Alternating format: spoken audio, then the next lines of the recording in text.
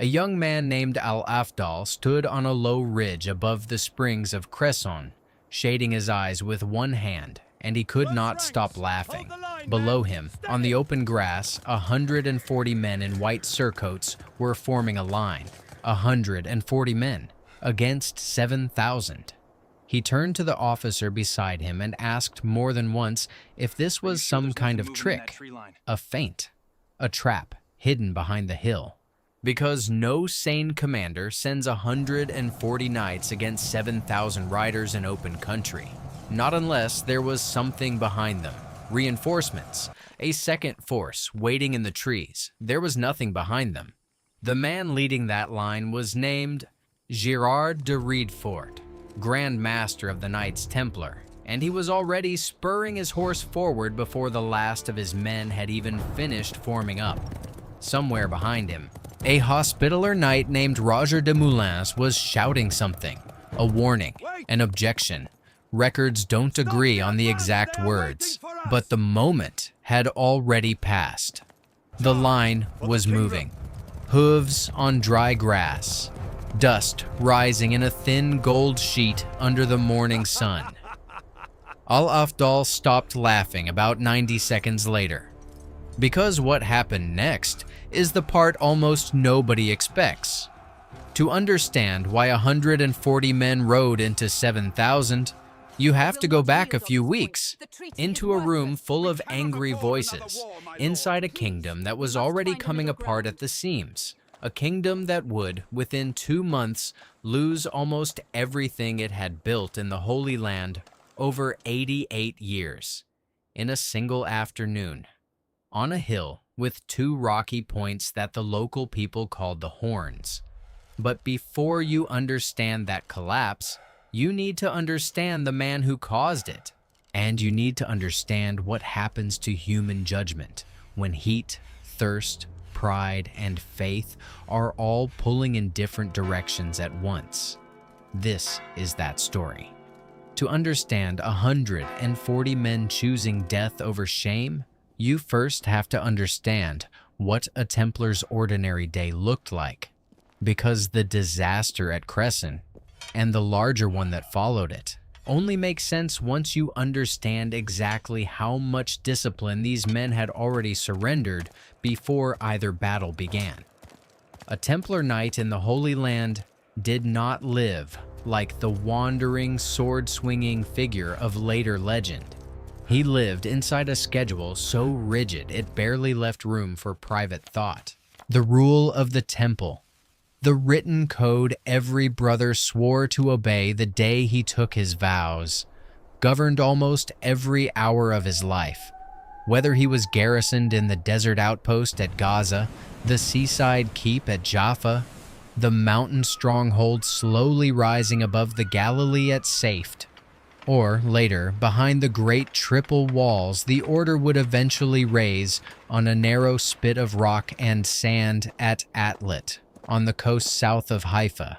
He rose before dawn, in darkness, to the sound of a bell or a horn, and went straight to prayer. Matins first, then a return to sleep only briefly interrupted, then prime at first light.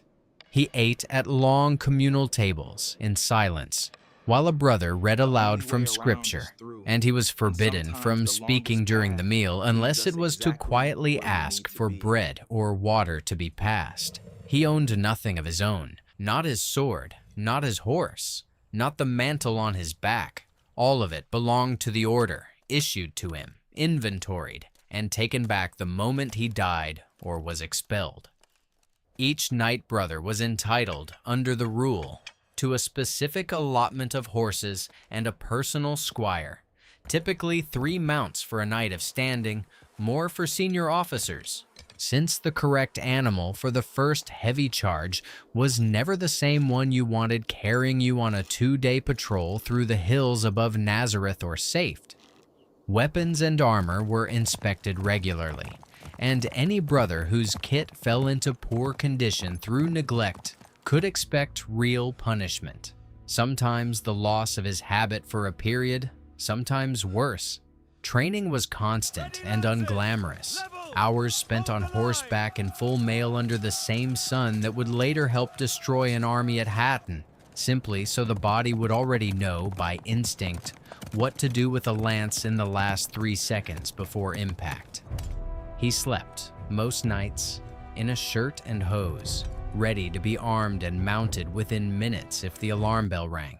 In many houses, he was expected to keep a candle burning through the night, so he was never in complete darkness, never fully at ease. He was forbidden to hunt, forbidden to gamble, forbidden to embrace or kiss any woman, including his own mother or sisters, according to the letter of the rule, though enforcement of that particular clause varied a great deal from house to house. And above almost every other clause in that rule sat one instruction, repeated and reinforced more than any other single principle. A Templar knight does not retreat, not when outnumbered 3 to 1, not when outnumbered 10 to 1. He could withdraw only under a small number of narrowly defined conditions, when his own banner had fallen, when a superior explicitly ordered it, or under a handful of other specific circumstances written into the code centuries before. Outside those conditions, turning his horse away from an enemy for any reason was treated as a spiritual failure on the same order as heresy. That single clause explains almost everything about what happened at the Springs of Cresson, and everything that happened 2 months later at the Horns of Hattin. It explains why Roger de Moulin's warning was not just ignored, but treated as an insult worth answering with an accusation of cowardice. It explains why 140 men chose to die rather than turn back. And it explains why, when the same instinct was later dressed up as royal duty and marched an entire kingdom's army into a waterless trap, almost nobody in that command tent had the vocabulary or the standing to say simply, stop.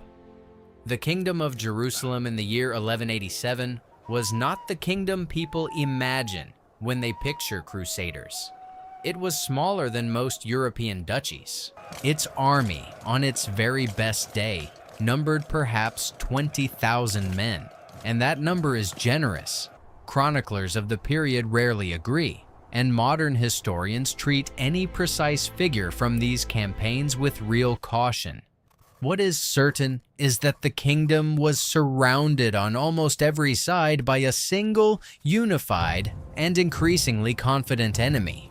The Sultan Salah ad-Din, known to the Franks as Saladin, who had spent nearly a decade quietly stitching Egypt, Syria, and northern Mesopotamia into one army under one command. The Franks, by contrast, were divided. Not against the Muslims, divided against each other.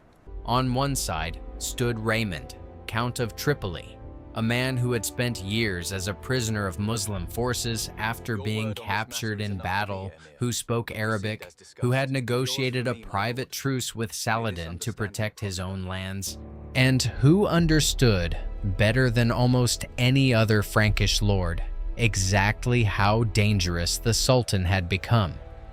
On the other side stood Guy of Lusignan, the reigning king of Jerusalem, a man many of his own nobles considered weak, elevated to the throne mostly through marriage, and deeply suspicious of Raymond's private dealings with the enemy.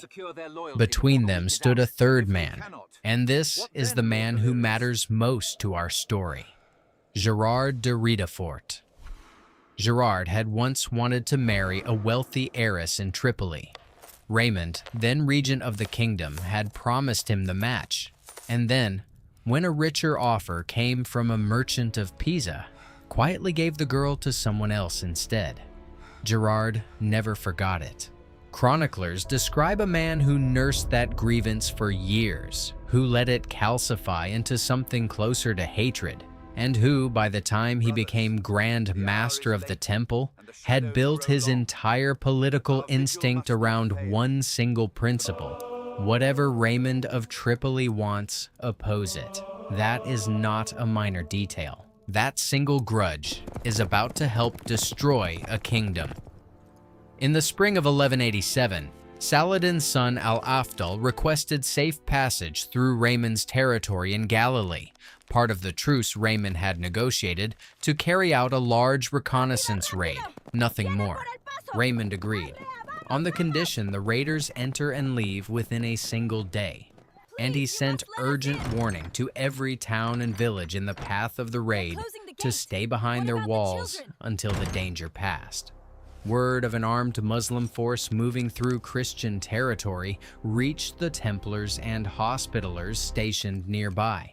Girard de Riedefort did not see a temporary agreed-upon passage. He saw an invasion. And he saw an opportunity, a chance to humiliate Raymond publicly, to prove that the Count's private diplomacy was treason in disguise. He gathered every Templar knight he could find on short notice, 90 by some counts. He rode to the nearby Hospitaller garrison and all but shamed their marshal, Roger de Moulins, into joining him, along with a small number of secular knights from the region. The final number. Again, historians disagree, but most estimates land somewhere between 130 and 140 mounted men. Scouts reported the size of the Muslim force ahead of them.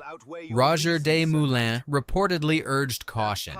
Some accounts describe him warning that this was not a fight. It was a funeral. Girard is said to have accused him and the other knights present of cowardice, of loving their own lives more than they loved God. For a Templar knight, that accusation was almost impossible to survive with honor intact. The rule they lived under did not permit retreat, except under conditions so narrow they rarely applied. A knight who turned back after being called a coward by his own Grand Master was not a knight who could go on wearing the white mantle, so they rode forward instead, towards 7,000 men. On the open ground beside the springs of Cresson, near the village of Nazareth, on the first day of May. Picture the ground itself for a moment. Rolling grassland around a natural spring, still green from the spring rains, soft enough that hooves could find real purchase, hard enough at the edges that a horse at full gallop wouldn't stumble. It was, if such a thing can be said about any battlefield, almost good ground for a cavalry charge, open, flat, no ditches or walls to break the line. 140 men in full mail, white surcoats marked with the red cross of the temple or the black and white banner of the hospital, lowered their lances at roughly the same instant, the way months of drilling together taught them to, and put their spurs in.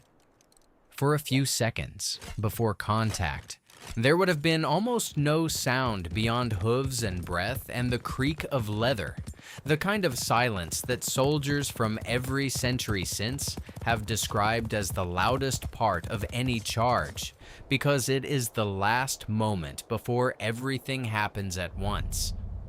Then it did. What happened in the next few minutes is why Al-Afdal stopped laughing. The charge itself was, by every surviving account, ferocious. 140 heavy cavalrymen riding stirrup to stirrup, using the full weight of a horse and armor as a single striking wedge, can do something that raw numbers don't predict.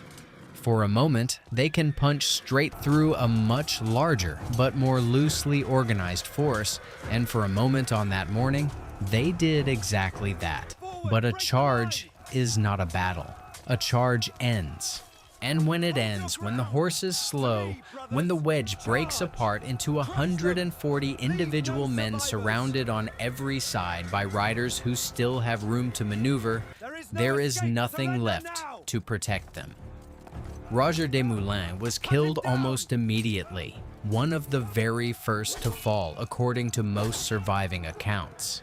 The secular knights fell in clusters. The Templars, bound by their rule never to retreat while a banner still stood, kept fighting, even as the circle around them tightened into something closer to a killing floor than a battlefield. Of the roughly 140 knights who rode out that morning, only a handful survived. Some accounts place the number of Templar survivors as low as 3. One of those three was Gerard de Riedfort. He rode back through the gates of a nearby town alone, or nearly alone, covered in the dust and blood of men who had followed him to their deaths because he had questioned their courage rather than their judgment. You would think a disaster like that would end a man's career. It should have shattered his authority completely, exposed his recklessness for everyone in the kingdom to see. Instead, within 2 months, that same man would stand in front of the king of Jerusalem and convince him to make an even larger mistake, one that would not cost 140 lives, but, according to many contemporary chroniclers, tens of thousands. The chronicles disagree sharply on the exact size of the army Kingai assembled that summer. Some medieval sources describe numbers as high as 50,000 men, including foot soldiers, mercenaries, and local levies. Modern historians treat those figures as heavily inflated, the way medieval writers often inflated the size of both friendly and enemy hosts for dramatic effect. A more sober modern estimate puts the true fighting force somewhere between 15 and 20,000 men, with some counts running higher when servants, camp followers, and support staff are included. Whatever the precise number, one thing is beyond dispute. It was, by a wide margin, the largest army the Kingdom of Jerusalem had ever put into the field in a single campaign. It gathered near the springs of Sepphoris in the hills of Galilee in the first days of July. Sepphoris had water in abundance, deep wells, natural springs, shade from old trees. For an army of that size in that heat, water was not a detail. Water was the entire war. Saladin, meanwhile, had crossed the Jordan with his own forces and laid siege to the town of Tiberias. On the shore of the lake, the locals still call by its old name, the Sea of Galilee. Tiberias belonged to Raymond of Tripoli. His wife, Esheva, was inside the town when the siege began, along with their children. News reached the camp at Sepphoris that Tiberias was burning. And here is the strange, uncomfortable center of this entire story. The man whose own wife and children were trapped inside that siege was the one voice in the entire war council arguing that the army should not move. Raymond stood before King Guy and told him, in essence, to let Tiberias fall. Let the town burn. Stay here, at Sepphoris, where there is water, where the men and horses can survive, and let Saladin come to us instead, across dry country with his own men exhausted by the march. A besieged town, Raymond argued, can be recaptured. A destroyed army cannot. It was, by the judgment of most modern historians, exactly the correct military advice. Cold, difficult, and correct. Picture the tent itself. Canvas walls doing little against the July heat outside. A rough sketch of the region laid across a low table. Senior lords standing rather than sitting, because sitting in a council this tense would have looked like settling in for a debate rather than deciding on a war. Raymond had just finished speaking. Several of the older barons in the tent were nodding, quietly but visibly. The kind of nod that suggests an argument has already been won on its merits. That is the moment Gerard chose to stand. Gerard de Riedfort stood up next. He reminded the king that Raymond had negotiated privately with the enemy before. He reminded him of Cresson, though not, of course, in a way that acknowledged his own responsibility for it. He framed it instead as proof that hesitation only invites disaster, that the army had already tasted what happens when Christian knights let a Muslim force pass unchallenged. He told the king that a true king does not abandon a Christian town, a Christian wife, a Christian family, to save his own comfort. He told him that God rewards those who march toward danger, not those who wait behind walls calculating water levels like merchants counting coin. It is worth pausing here on something almost nobody expects. Gerard de Riedfort was not simply reckless. By his own understanding of his vows, he was being faithful. The Templar rule prized offensive action, contempt for one's own safety, and an almost total suspicion of retreat as a form of spiritual weakness. The same discipline that produced knights capable of holding a wall against impossible odds could, in the wrong hands, produce exactly this: a refusal to ever calculate risk in ordinary human terms. King Guy, still stinging from accusations of weakness that had followed him since the day he took the crown, chose Gerard's argument over Raymond's.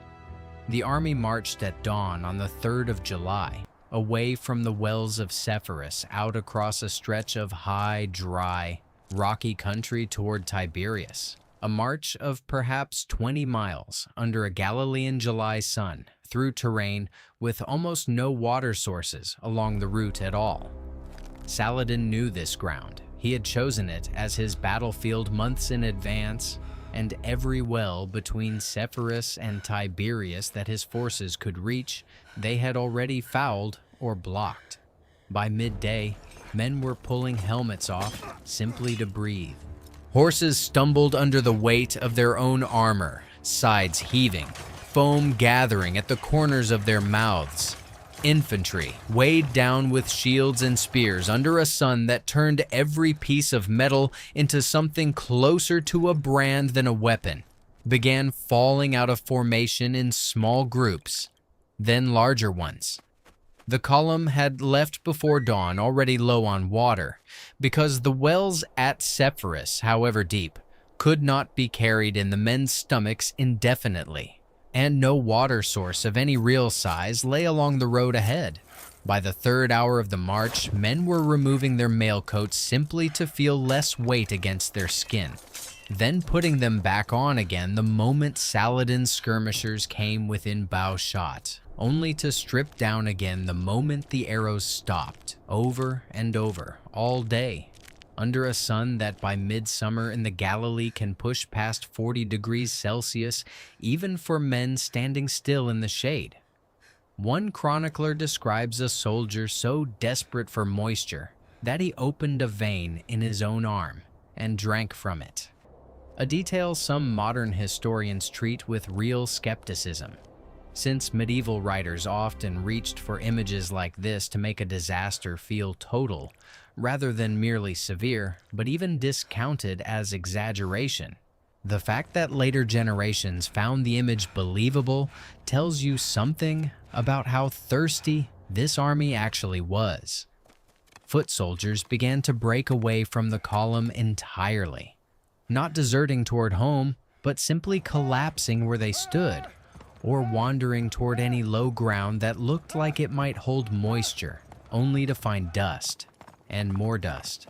Officers rode back along the line trying to hold formation, shouting men back into their ranks, and some accounts describe entire units of infantry effectively refusing further orders by mid-afternoon, sitting down in the road in open defiance, too exhausted to care what punishment might follow.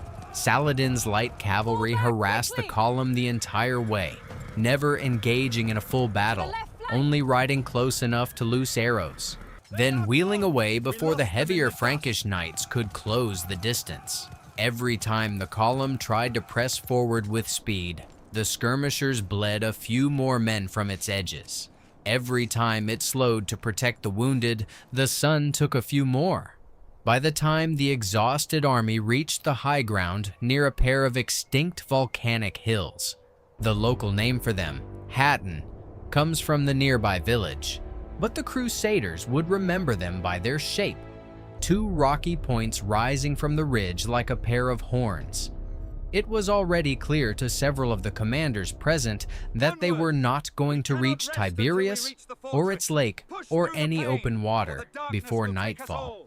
Raymond argued for pushing on regardless, through darkness if necessary, straight toward the lakeshore, because stopping on dry high ground with a thirsty army was its own kind of death sentence. He was overruled. The army made camp on the dry plateau below the horns without water as the sun went down. That night is where the open questions in this story start closing, one after another, and each one opens something worse. Saladin's forces surrounded the plateau completely under cover of darkness. There would be no slipping away at first light, and then, as the night deepened, his men set fire to the dry summer grass and scrub covering the slopes below the Crusader camp. Picture it. Thousands of exhausted men and animals, already dehydrated past the point of clear thought, suddenly breathing smoke instead of air. In darkness, lit only by orange lines of flame creeping up the hillside toward them. Throats already raw from thirst now closing further with soot. Horses screaming and pulling against their tethers. Men who had marched 20 miles without water now unable to draw a clean breath even to rest. Some men, according to accounts written on the Muslim side of the battle, tried to dig into the dry earth with bare hands, on the theory that even damp soil a few inches down might be pressed against the lips or held in the mouth for whatever moisture it carried. Others simply lay down where they stood, past caring whether the ground beneath them caught fire, sleep, and collapse, becoming almost impossible to tell apart. The king's own chaplain reportedly carried the relic of the true cross through the camp that night, holding it up for the men to see by firelight, in the hope that the sight of it might do what water no longer could. It did not. By morning, before a single sword had been drawn in earnest battle, a significant portion of that army was already in practical terms defeated, not by iron, by thirst, smoke, and heat. The battle that followed on the ridge below the Horns of Hattin on the 4th of July has been described by more than one chronicler in almost identical language. Not so much a fight as a slow collapse. Frankish infantry, desperate for water, broke formation entirely at one point and tried to force their own way down toward the distant, unreachable lake, abandoning the knights they were supposed to be protecting. Without infantry support, the mounted knights found themselves increasingly isolated, forced into smaller and smaller defensive clusters on open ground. Exactly the kind of position heavy cavalry is least equipped to hold. Raymond of Tripoli led one of the last organized charges of the day, driving his own household knights straight through a gap in Saladin's line.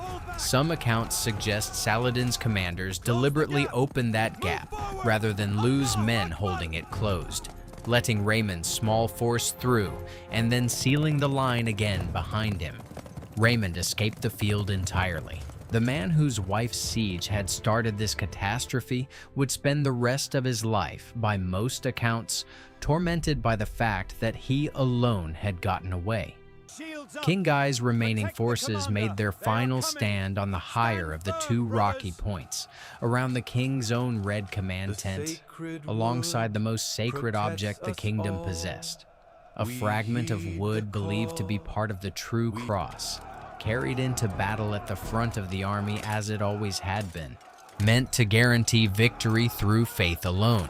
Survivors and enemy chroniclers alike described that final position less as an organized defense than as a slow collapse inward, men and horses packed so tightly around the red tent, on ground barely large enough to hold them, that some could no longer lift their weapons freely, let alone maneuver.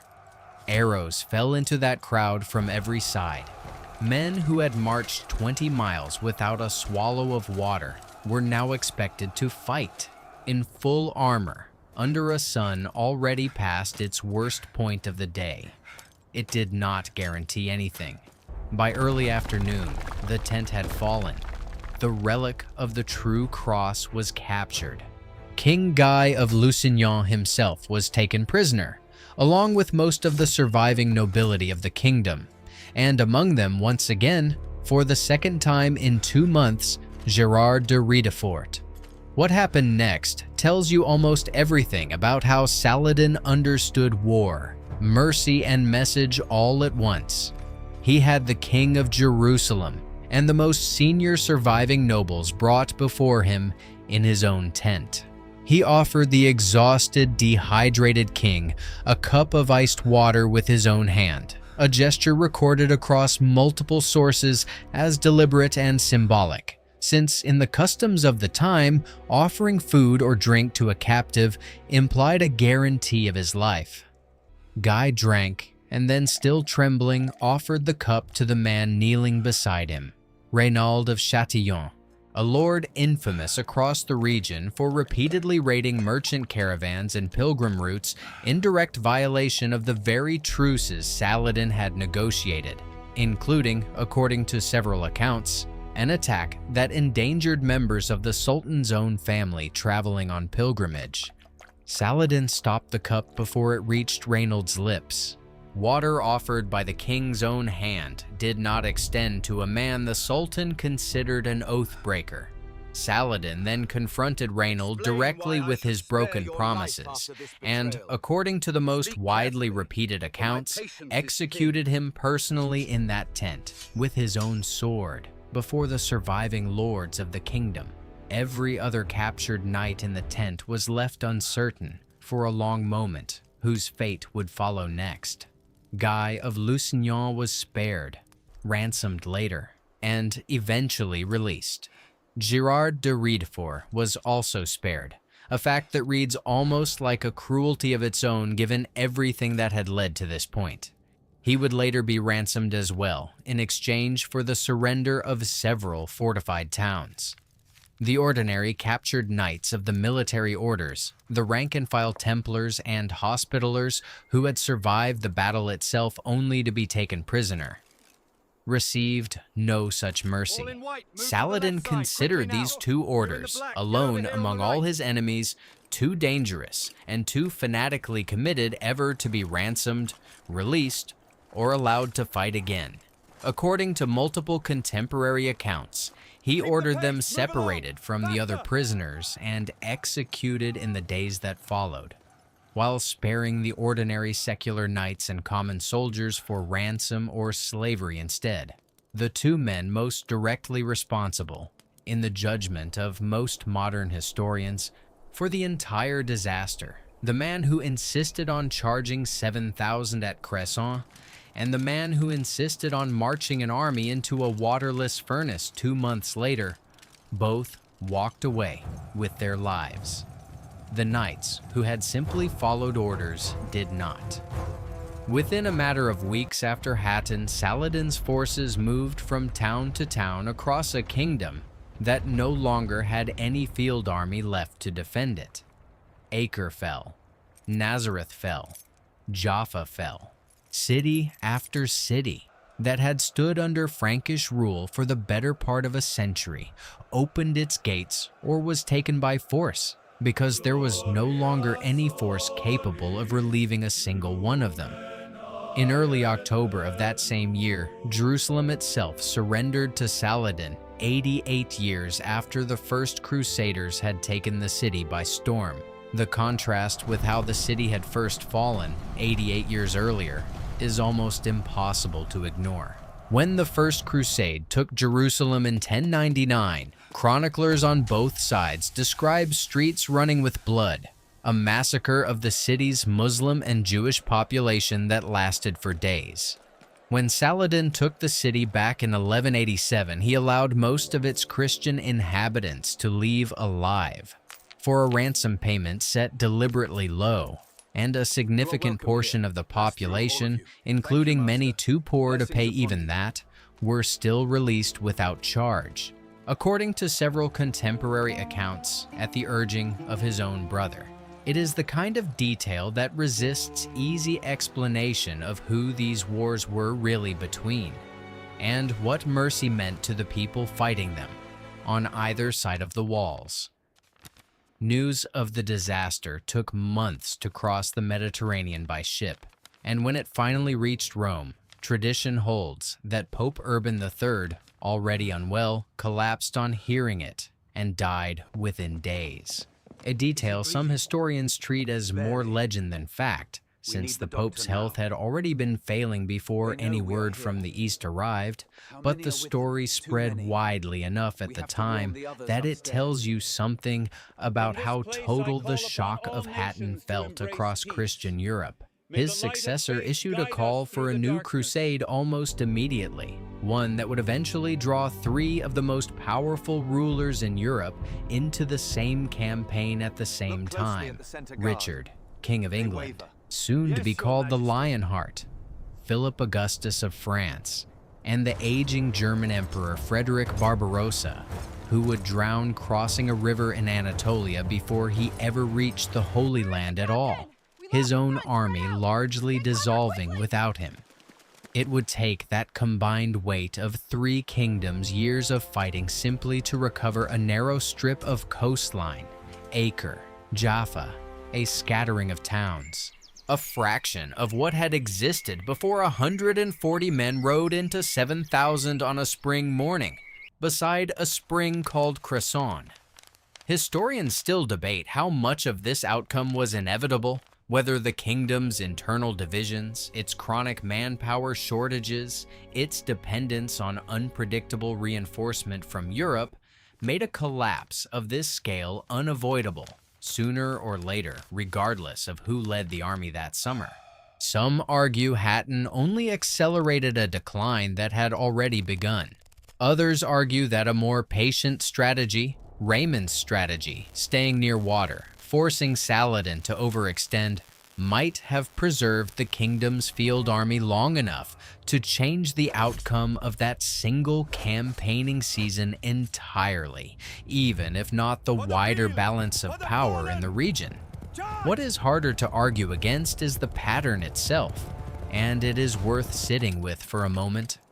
At Cresson, 140 men rode into 7,000 because their commander could not tolerate the idea of being called a coward, and because his private grudge against a rival lord mattered more to him in that moment than the lives of the knights who trusted his judgment. At Hatton, tens of thousands of men marched away from water into a trap their own commanders half suspected, because the same commander could not let go of that same grudge, and because a king desperate to prove his own strength chose the louder, more aggressive voice in the room over the quieter, more accurate one.